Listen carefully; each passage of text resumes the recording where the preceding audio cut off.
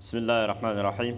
İnnel hamdalillah ve salatu vesselamu ala Resulillah thumma amma ba'd. Assalamu alaikum ve rahmetullahi ve berekatuhu. Allah Teala'ga şükürçülük Peygamber Muhammed Aleyhisselam'a salavat salamlar olsun. Ötkünkü temamızdı olay Luqman Hakim mınday degen eken. Kur'an-ı Kerim'de de ayet etemez mi? Bismillahirrahmanirrahim. هل يستوي الذين يعلمون والذين لا يعلمون صدق الله العظيم. Savattуулар менен саватсыздар барабарбы дегенде албетте барабар эмес.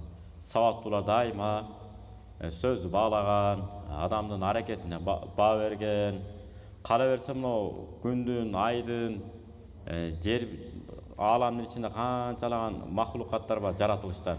Ушунун баардыгына ой жүгүртүп кала берсе үйдө отурган атасына, энесине дагы ыраазылык билдиргенге дагы билим керек экен, акыл керек экен. Кээде ата эненин эмгектери дагы бааланбай өтүп кеткенден кийин анан атаң көрө атам ушунчале митчеле дей берет экенбиз. Бирок кеч болсо дагы мээбизге отуруп калганы жакшы. Бирок кээ бир аталар баары укпайт булар деп таарынып токтотуп калгандар болот экен. Кээ бир акырып угат деп айтып аткандар болот экен. Ушул туура экен. Акырып жашоосуна пайдаланат деп аталарыбыз, апаларыбыз балдарына насаатын эч качан токтотпош керек экен. Балким жаштык кылып түшүнбөйт, бирок билинбей эле мээге отура берет экен ал. Анан жашы 60га, 50ге барган кезде, 50-60га барган кезде, атам үчүнтүп айтчу эле, апам үчүнтүп айтчу эле, анан не иштеп калышат го, эмне аталар отурат өздөрү деле билишет. Атам үчүнтүп айтчу эле бала кезимде деп. Көрсө ошол туура экен деп. Ошондуктан балдарыбызга дайыма кыздарыбызга насаатты токтотпошубуз керек. Мына ушулардын бири Лукман Хаким мындай деген экен баласына карап: "Я бунай, о уулум." Көрбөйсүздөр, балам деп эстен уулум деп өзүнө аябай жакын кармап. А бизде кээде тилдей беребиз го, катуу сөздөрдү айтып. Башы жок же башка дагы андан да башка сөздөр. Ушуга кошумча кыстарма катары мына өлүңдү көрөйүн, башыңы жуткур деген сөздөрдү айтпаш керек ата эне эч качан. Себеби дегенде чындап эле өлүгүн көрүп калышы мүмкүн, периштелер момин деп отуруп. Чындап эле жана башын жуткур деген өтүп кет деген эле сөз да. Ушундай терминдерди, ушундай сөздөрдү эч качан ата эне балдарына карай колдонбошу керек, кереги жок. Ошого тескерисинче башың өскүр, үйүңө будай толгур деп урушуп калышкан го байыл. Мен өзүм чоң апамды көргөм, ошентип урушчу. Үйүңө будай толгур, башың өскүр, өнү өс, илимдүү бол, билимдүү бол, эсиңе кир деген эле сөздөр да булар. Окатчылыгыңа Кудай таалам үйүңө береке берсин деп. Көбүнчө жоксулуктан да ар кандай көйгөйлүү маселелер чыгып калат эмеспи? Ошолор болбош үчүн адам биринчи көңүлү ток болуш керек экен, ден соолугу таза болуш керек экен. Ошол үчүн багы бир жакшы макал бар. Май бар го, кадимки май. Кочкордун куйругу. Ошондой майлар. Белки май эмес. Холестерин жок экен деп далилдешпайбы? Кочкордун куйругу жөнүндө айтылып атат. Май жесең да жакшы, жебесең дагы жакшы. Бай берсе да жакшы, бербесе да жакшы деп. Анын майсы кандай десе, майды жесеңиз курсагыңыз тоет экен, майды жебесеңиз кухняңызда же болбосо тиги холодильник муздаткычыңызда турса көңүлүңүз ток болот экен. Бай киши мына мечиттин светин көтөрүп коеюн, же болбосо бир бебечарага жардам берип коеюн деп жардам берсе жакшы. Жардам бербесе сизден эчтеке сурабайт экен. Өзүнүн оокаты менен өзү экен. Мына ошондуктан кыргыздын ушунчалык сонун керемет сөздөрү бар. Жана ушактап жамандап жатып алгандар ал бүт жатып ичерлер, бекерчилер. Үйүндө оңгой карабайт, же болбосо бир курулуш иштеринде иштебейт, же тоок бакпайт, же болбосо бир соодагерчилик кылбайт. Ушундай экен да, бекерчи да. Анткени ар ким жөнүндө ойлонгонго убактысы кене. Ошондон болбошубуз керек. Ошондуктан пайгамбар Мухаммад алейхиссалам не деген? Алла Таала пенделерин ичинен 6 саны аман, бош жаткан пендесин жек көрөт деген. Жактырбайт деген жок, жек көрөт. 6 саны аман, бош жаткан. Баленин бардыгы ошо боштуктан чыгат экен, бекерчиликтен. Бекер жатып калгандан Кудай сактасын. Ошого Лукман Хаким мындай дейт: "О уулум, жалисул уламаа, билимдүүлөр менен чогуу отур дайыма." Bilimdүү адамдан жаныбар бир булбулдай сайрай берген кереги жок. Жаныбарлуу эми билим ар кандай болот. Кээ бири жашоо жөнүндө, кээ бири дыйканчылык жөнүндө, кээ бири тиричилик жөнүндө ар кандай билимдүүлөр бар. Айтор дин илими боюнча да андан өтө. Дин илими боюнча мыктылар чыныгы сорттоп бөлүп берет. Мына парз, важип, сүннөт, мустахаб, мына адал, мына арам деп жиликтеп таштайт. Койну жиликтеген жиликтерин жиликтегендей. Ошондой жиликтеп отурган билимдүүлөрдүн жанына келгенде балдарыбызды эмне кылып койушубуз керек экен? Жанына чай куюп берип болсо дагы, шербет куюп берип болсо дагы ук балам. Сүйлөбө жанында. Эч качан сүйлөбө. Жалаң ук, улуу муунду ук балам деп угузуп отургузуп коюш керек. Мына айтып атат. Жалисул уламаа, билимдүүлөрдү менен чогуу отур. Биринчиси. Ва захимхум бирукбатайк. Эки тизеңди бириктирип алып отургун дептир. Жаш бала отура берет, эчтеке болбойт, анын буту деле уктап деле калбайт. Эми албетте уктап бараса алмаштырып алыш керек бутун нары бери. Жана тизеңди чөк түшүрүп отур. Ийкемдүү, илим алган адам ошентип отуруш керек экен. Бирок өткөндө эскерткенбиз, эгерде кененчилик болсо, малдаш токунуп отурганга жетпейт. Fa inna Allah subhanahu wa ta'ala yuhyil quluba bi nuril hikmati. Antkeni Allah Taala muno жүрөктү илимдин, danışmandıktın nuru menen tiriltet deptir. Kama yuhyil arda biwabilis sama. Kандай эле каксоого айланып калган, күйүп кеткен жерди Allah Taala жамгыр менен тирилткендей, жандандыргандай. Ошондуктан дайыма илимдүүлөрдү, билимдүүлөрдү чыгарууга аракет кылышыбыз керек экен. Жок эмес, араңыздарда бар ошондой кишилер. Балким бүгүн жумага келбесе да, кээ бир жумаларда келет. Мисалы, жана атасы дагы, энеси да өтүп кеткен томолой жетим балдар болот. Ошолор жака акырын барып алып, кайсы бала кайсы жака жөндөмдү, илимгеби, же медицинагабы, же болбосо бир курулуш жагынабы, ошонун аягына чейин карап кийим кечесин жогорку окуу жайды окуттуруп, анан ошо өзүнүн арабасын өзү тартып, анан элге кызмат кылса деп кам көрүү, бул жетишкендиктен чоң бир ийгилик болот. Балким эртеңки күнү кыямат күнү биздин тагдырыбызды, таразабыздын оң жагына оошуна ошол амалыбыз жаап калышы мүмкүн. Же ал амалыбыз болбосо билбейт экенбиз. Бирөөбүздүн багамдат намазыбыз, бирөөбүздүн пешим намазыбыз, бирөөбүзгө карап жылмайып күлүп койгон амалыбыз жаап калышы мүмкүн. Муну билбейт экенбиз, сыр экен бул. Ошон үчүн Пайгамбар Мухаммад алейхиссалам хадистери бар. Мусулман жакшылыкка эч качан тойбойт. Дагы жасайм, дагы мичим керек, дагы жакшылыктар жасашым керек деп алдыга көздөй умтула берет деген. Дагы бир керемет алымдардын сөзү бар экен. Ал-уламау сирожул азминати. Алымдар, илимдүүлөр, билимдүүлөр замандын чырагы болуп эсептелет. Замандын чырагы. Факуллу алимин мисбаху заманихи ястадиу бихи ахлу асрихи. Ар бир алым өз заманынын чырагы, карапайым эл ал чыракты эмне кылат дептир? Караңгы жерде жарык кылып колдонот деп. Ошондуктан Кудай буйруса, биздин элибизде, жерибизде Кудайга шүгүр билимдүүлөр, жаштар, кийинки муундар өсүп келатат. Чоң муундардан да бар, орто муундан бар, артта дагы сонун күчтүү балдар келатат. Иорданияда окуп атышат, Египетте окуп атышат, жана башка жактарда окуп атышат. Өзүбүздө окуп чыгып атышат. Ошолорго Кудайга шүгүрдөшүбүз керек. Дагы Кудай буйруса өсөт биздин элибизде. Ушуга илимдин пайдасын караңыздар. Бир эле эркектер эмес, кыздарга да кам көрүшүбүз керек. Бир илимдүү аял кыз болот. Бирок тагдырдын тамашасы ушул экен. Кырчаңгы, кызыл камчы, мүнөзү оор бир эркекке турмушка чыгып калат. Анан эмне кылат анан? Ошентип бул ашыкча кызганган киши экен да бул, кызыл камчы. Анан мерес. Назара рожулун ила имраатихи ва хия саидатун фис-сулlam. Бир күнү аялын көрүп калат. Аялы шатыга чыгып, шаты менен тамбашка чыгып, бир нерселерди коюп алып бүтүрөйүн деп, шаты менен чыгып баратса, кыйнаган жакшы көрөт экен дал. Анан айтат экен: "Фaqala laha anti taliqun in sa'idti." Сен талаксың, эгер ушу турган жериңен өйдө көтөрүлсөң деп. Жана аялына. Wa taliqun in nazalti. Ылдый түссөң дагы талаксың деп. Ба шатынын жарымына уруп калган да, шаты менен. Лестница деп коет го ба жашына орус тилинде. Кыргызча ошо шаты. Ошо шаты менен жарымына уруп калган, там башка чыгам деп. Өйдө чыксаң да талаксың. Ылдый түссөң да талаксың деп. Жана аял катып калат шатыда, жабышкан бойдон.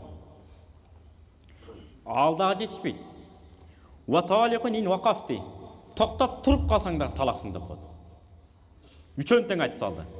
Өйдө чыгып кетсең да талаксың, ылдый түшө калсаң да талаксың, ошол жерде туруп алсаң да талаксың dedi. Бечара аял ошол жерден да жол табайын деп фарамат нафсаха илал арди. Өзүн жерге ыргытып жүрдү дейт. Эптеп талак түшпөй, ушу менен акмактоз ушу менен жашап калайын деп. Өзүн секирип таштайт экен. Иши кылып мага талак түшпөсүн деп. Ошо жерге түшкөндө факала лаха анан күйөөсү ага карап айтат экен. Фадаки аби ва умми. Эми арабтарда ошондой айтылат, бирок бизде антип айтылбайт. Ата энем сага курман болсун депчи. Ушунчалык. Ин матал имам Маликун карабайсыздар, ин мата дептир. Ал имамул Малик ихтажа илайка ахлул Мадина фи ахкамихим. Ой то ушинтип жаныңды кыйнап, эптеп талак албаш үчүн ушинтип секирип жаныңды курмандык кылдың, жолун таап кеттиң. Эгерде мына Мадина шаарында кадимки 4 мазхабтын бирөөсү, ошонун заманында болгон окуя бул. Имам Малик кокусу өтүп кете турган болсо бул дүйнөдөн элдин баары сенден маселе сурап калмак экен дептир да, тамашалап. Ошондой токтотуп жананды кыйнаган. Ушунчалык көрбөйсүздарбы? Аялдар, кыздар бул жерден ала турган сабак, аялдар, кыздар, апалар, келин балдар илимдүү, билимдүү болсо, Кудай буйруса, үй бүлө бала чакаларыбыздын ичинен дагы илимдүү, билимдүүлөр, Куранды сүйгөн, Куранды мындай сүйүп, амал кылып окугандар көбөйөт экен. Эгерде үйдө аял киши Куранга кызыкпаса, эркек киши баа сырткы тоон, аял ички тоон деп коет го. Эркек киши сыртта жүрө беребиз, тияка бияка барып иш жумушка байланыштуу. Кечинде чарчанып келесиз, ал болот, бул болот жасайсыз. Аял киши дайыма бала чакасы менен. Ошол үйдө отуруп алып, акырын бала чаканы тарбиялап өстүрө берет экен. Ибн Касир рахматулла алейх бул белгилүү тафсирчилердин бири. Ушул киши Ал-Бидая ва Нихая деген тарих китеби бар. Өтө чоң мукабада турат. Ибн Аббас радияллаху анхунун өмүр баянын ошол жерде баяндап берет. Ибн Аббас радияллаху анхума айтат: "Ламма кубида Расулуллах саллаллаху алейхи ва саллам култу ли раджулин мин ал-ансар." Анан күндөрдүн биринде пайгамбар Мухаммад алейхиссалам бул дүйнөдөн өттү. Бул дүйнөдөн өткөндөн кийин мен айттым дейт, Мединалык бир кишиге. Өзү курактуу экен, Ибн Аббас радияллаху анху курактуу. Халумма фалнасал асхаба Расулилlah sallallahu aleyhi ve sellem fe innahum al-yawm kathirun. Келе ушу пайгамбарыбыздын жоро жолдошторунан таалим тарбия албайлыбы? Булар дагы бүгүн бар, эртең жок. Маселелерди сурап үйрөнүп алалы. Десем, жанагы киши мага мынтип айтты. Я ажаман лака Ибн Аббас, мен сага таң калам эй. Атаран наса яфтакируна илайка ва фин наси мин асхаби Расулилlah min man fihim. Мединада сахабалар жайнайт. Ана ошончо сахабалар турса, сенин илимиңе эл муктаж болуп калмак беле. Ибн Аббас радияллаху жаш болот, жаш сахаба болот. Десе, яни фин наси ал-yawm kasratun min ashabi Rasulillah sallallahu aleyhi ve sellem. Анткени пайгамбар Мухаммад алейхиссаламдын сахабалары өтө көп болгондуктан, кээ адамга сезилет го мындай. Бул адамдар өлбөчүдөй болуп сезиле берет да. Эми өтөт да, өмүр деген өтөт, жашоо деген бүтөт, кетет да кезеги келгенде, ажалы жеткенде. Сага адамдар муктаж эмес дегенде Ибн Аббас радияллаху анху мейланда, сен окубасаң окубайлы кой, мен окуйун, дагы изденейин деп, ушунчалык пайгамбарыбыздын хадистерине маани бер изилденген. Кокусунан Баланча деген сахаба бар го. Ушул пайгамбар ушул темада төө жөнүндө же кой жөнүндө же бир адеп ахлак жөнүндө айтып, бир хадисти айткан, ошону уккан, тетиги билет деселе, Ошонун эшигинин алдына барып алчу экен. Чапанын төшөп отуруп алчу экен ошол жерге, тыкылдатып. Sen ne oldu dese, ушундай хадисти уктуң беле десе, уккам. Мага айт, мен билип алайын, жаттап алайын деп жаттап алчу экен. Ошентип пайгамбардын хадистен жыйнаган бул Ибн Аббас радыйаллаху анху. Кандай маалымат болсо дагы пайгамбардын айткан сөздөрүн бүт изилдеп жүрө берет. Ошентип убакыт өтөт. Ана мен дейт Ибн Аббас радыйаллаху анху өзү айтып берип атат. Айланама адамдарды чогултуп алып сабак өтүп атсам, баягы Ансор Мадиналык жигит, Ансор деп коет го, Ансор Мединадан сахабалар тозуп алгандар. Ошол Мединалык жигит митип жооп берет экен. Хадал фата кана aqala minni. Мунагы Ибн Аббас мага караганда акылдуулук кылган экен. Мынакей илимди алып Кудай үчүн. Мына эми сахабалардын баары кетти тияка, чоң сахабалар. Эч ким деле калбай калды, аз эле калды. Мына эми митип элге динди жайылтып отурат. Ошондо мен деле үйрөнүп алсам болмок экен деп арман кылган экен. Анысары төөлүк эч ким жок. Кимде кайсы өнөр болсо, унчукпай барып үйрөнө беришибиз керек экен. Мына ошон үчүн бир сөз бар да. Бирок мен баарын билем эле дей берген экен. Анан бир жаш жигит деме. Мен үйрөнүп калдым, митип калдым, тиңитип калдым дегенде бирөө келип сурайт экен. Күчүк качан ит болот? Күчүк деп бай иттин туулганын айтат да, кичинекей кезин. Ошону күчүк дейт. Эми шаарда көп колдонулбай калышы мүмкүн, бирок айылда дагы деле колдонулат бул терминдер. Күчүк качан ит болот? Караңыз кыргыздын тергеген. Балагатка жетет, анан бойго жетет деп айтмак элейт. Күчүк качан ит болот деген. Десе таппай калыптыр. Мен билбейм аны десе. Ошондо билбейсизби? Бутун көтөрүп зара кылып калганда дептир да. Бутун көтөрүп зара кылбаса жетпейт балагатка деп. Мына карабайсыз, ушундай кылдат нерсе болот. Ошондон анан айтат экен да. Кааласа мени кул кылып салсын, кааласа мени кул кылып иштетсин деп. Мына карабайсыздар, ошондуктан биз билбеген да көп нерселер бар. Көп нерселер бар. Дагы толтура. Маяка кире берсек окуя болот. Дагы Абу Хатим Ар-Рази бул хадис илими боюнча китеп жазган аалым. Бул 255 хижри жылдары өткөн, каныкка 10-чы кылымга чейин өткөн аалымдардын бири. Харасан тарапта өткөн. Ушул киши айтат: "Биз илим алыш үчүн аябай кыйналдык. Мединада 7 ай жүрдүк. Андан кийин карыялар менен жүрөбүз дейт. Эптеп-септеп тамакты ичсек ичет, ичпесек жок. Андан кийин кайра бер жака келдик, көрүнгөн шаарларды кыдырдык. Эң акырында ушунча жерге эчтеке таппай, жыттанып кетип аткан эттерди дагы жеп аттык дейт, бисмилла менен союлган. Айлабыз кетип калды дейт. Ошончолук кыйын болсо дагы кыйынчылыктарга чыдап илим алдым. Мына эми монтип хадис илимин жазып атам деген мааниде айтыптыр да. Ошон үчүн илимди эмне кылыш керек экен?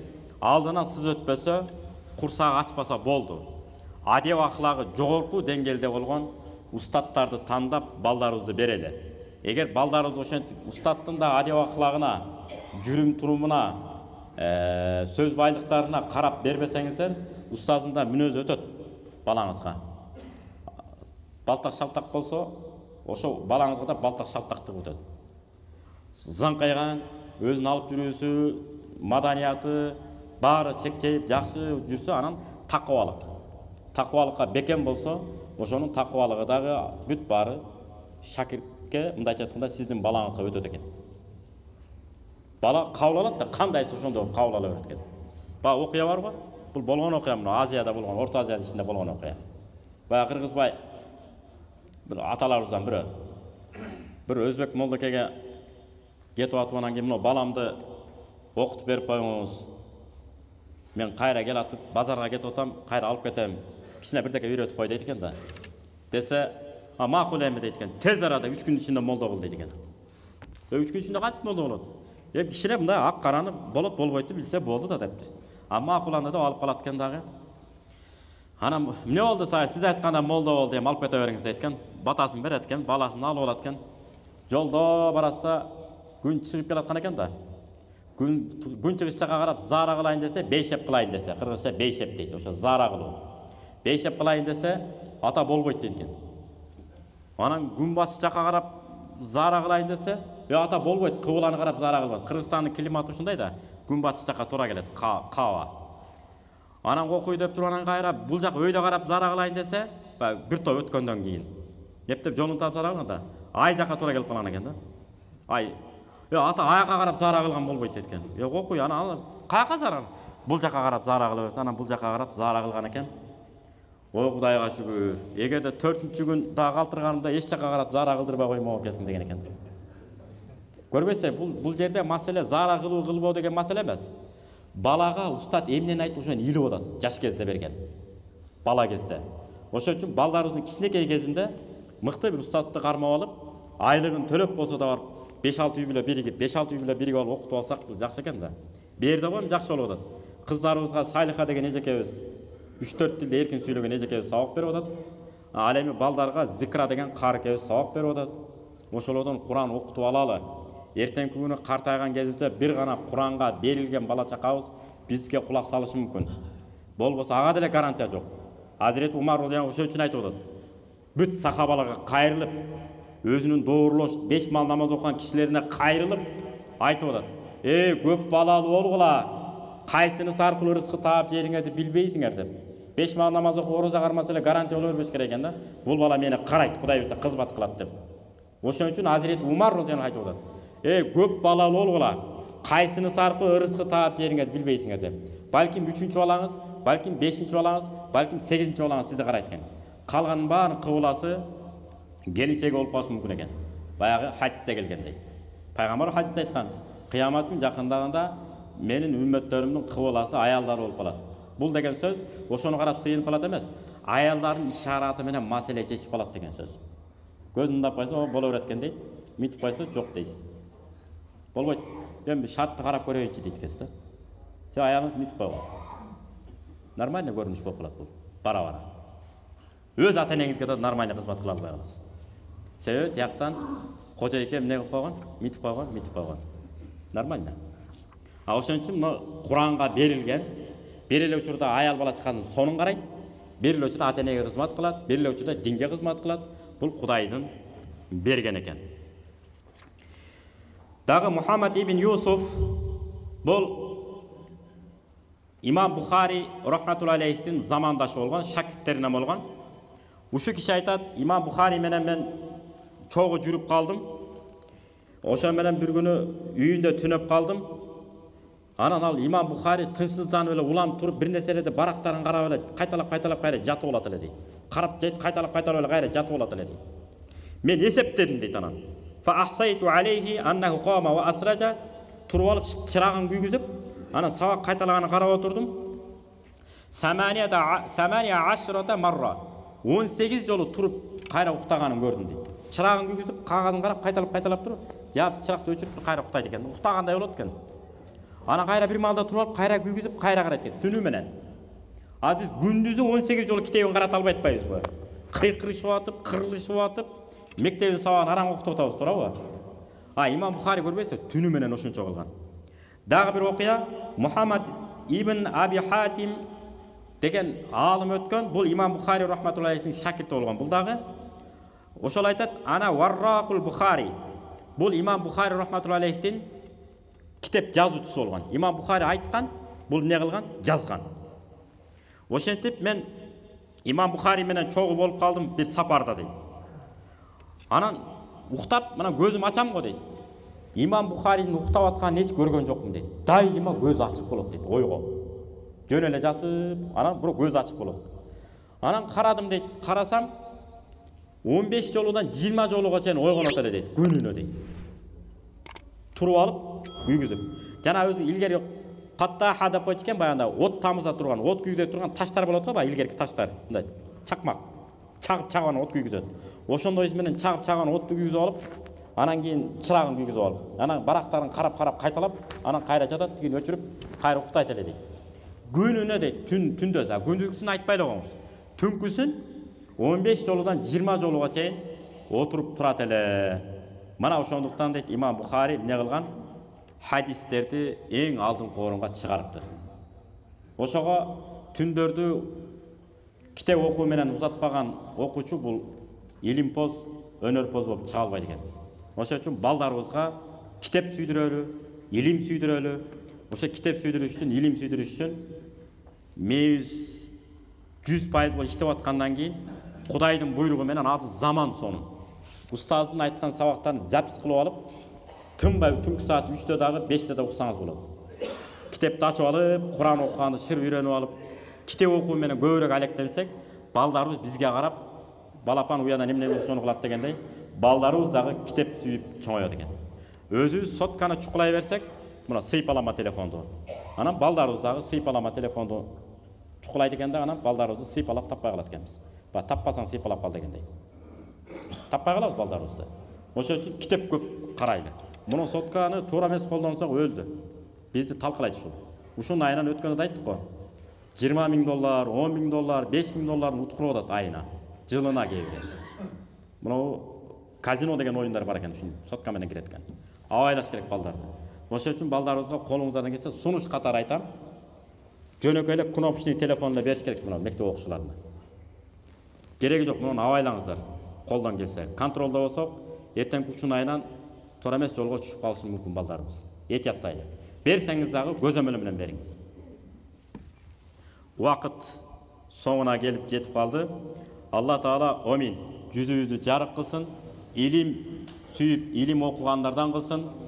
Имам Бухари рахматуллахи айткандай, ал-илму qablal qawli wal amali. Ар бир нерсени жасоодон мурда, ар бир сөздү сүйлөөрдөн мурда, ошо сүйлөй турган сөзүңүздүн, жасай турган ишиңиздин илимин билмейинче ага киришпе дептир. Ошондой ар бир ишибизди сүйлөй турган сөзүбүздү илим билимдин негизинде. Кайсы сөздү сүйлөсөк, ал окуу жайды бүтпөсөк, сүйлөгөндөн уялган, жер ачылса кирип кетейин деп кирип кете турган, уяттуу божомолдоп сокпогон, ады божомолдоп соккондор көп. Болжолдор бура берет. Архитектуранын темасына деле кире берет, мал чарбага деле кире берет, универсал. Бүт окуу жайды бүтүп койгондо сүйлөгөндөр бар. Ошондой тантыраган, тантык болгондон Кудайым өзү сактаган болсун. Ар бир ишти илим менен, билим менен, амал менен, таквалык менен өмүр сүрүүнү Кудай Таалам баарыбызга насип кылсын. Эртели кеч Кур'ан-ы Каримди окуп, баарыбызга ла илаха иллаллах Мухаммаdur Расулуллах келмесине кызмат кылып, өмүрүбүздүн акырында ушул келме менен өтүүнү Кудайым баарыбызга насип кылсын. Жана бир аалым айткандай, силер төрөлгөндө ыйлап төрөлгөнсүңөр. Айланаңдагы адамдар сени күлүп тозуп алган. Ушунчалык элиңе, жериңе, диниңе кызмат кылгын, сен кетип атканда күлүп кеткин, айланаңда адамдар ыйлап калсын деген экен. Валхамдулиллахи раббил аламин. Амин. Аллаху акбар. Ассаламу алейкум ва рахматуллахи ва баракатух.